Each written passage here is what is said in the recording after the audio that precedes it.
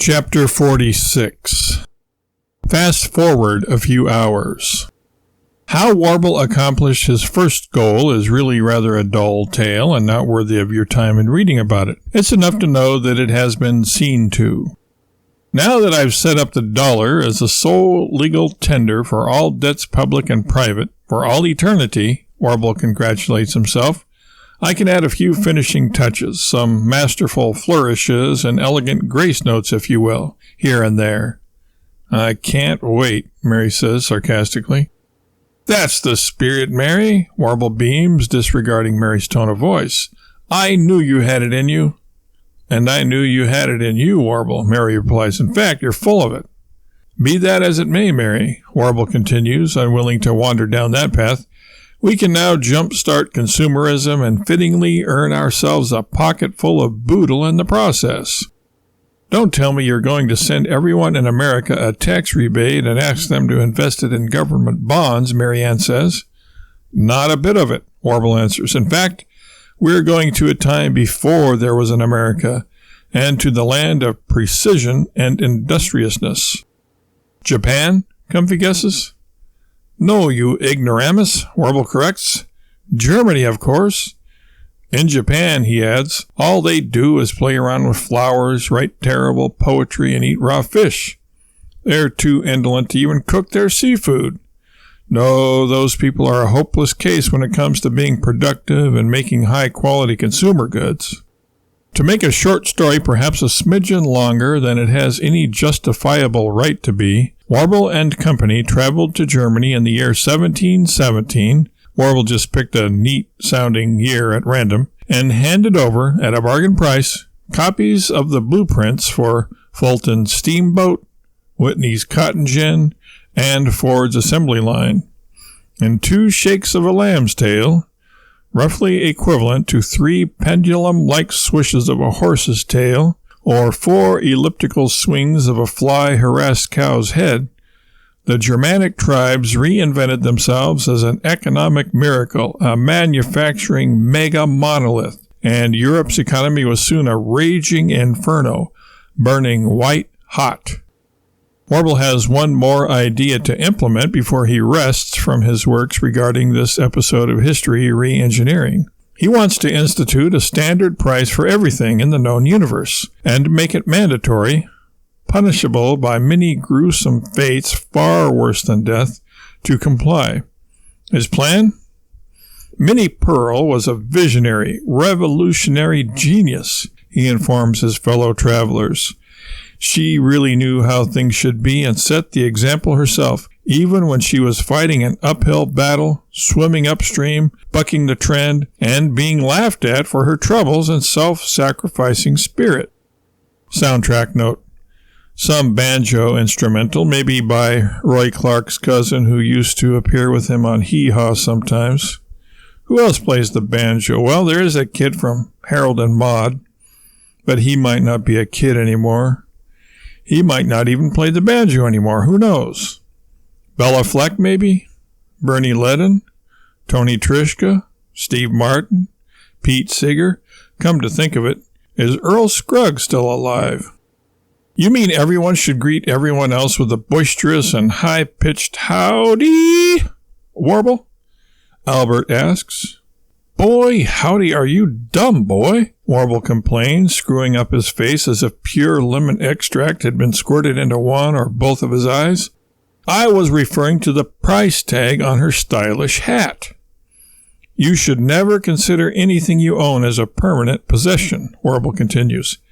Everything is for sale at the right price, and to save precious time and the heartbreak of pointless haggling, everything should be marked with a price tag. This will grease the wheels of commerce, and inter-consumer transactions will proceed at a breakneck pace. I buy her hat, she buys your lawnmower. You buy my worn-out socks, and everybody makes money. Sounds a little gaudy, gauche, cheap, and cheesy to me, Warble, Ward opines. Keep your opinion to yourself, you brainless Neanderthal, Warble hotly remarks. If we listened to you, progress would be impeded to the point that people would be satisfied to just look out their back door and listen to Buck Owens. Soundtrack note. Looking Out My Back Door by Creedence Clearwater Revival should be playing at this point. If legally impossible, play Vans Can't Dance by John Fogerty instead.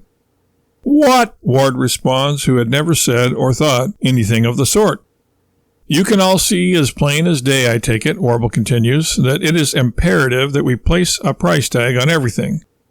All traditional consumer goods as well as heretofore untraditional consumer goods, including but not limited to trees, mountains, waterfalls, sunsets, sunrises, rivers, lakes, cloud formations, animals, people, haiku poetry, absolutely everything needs to be price tagged.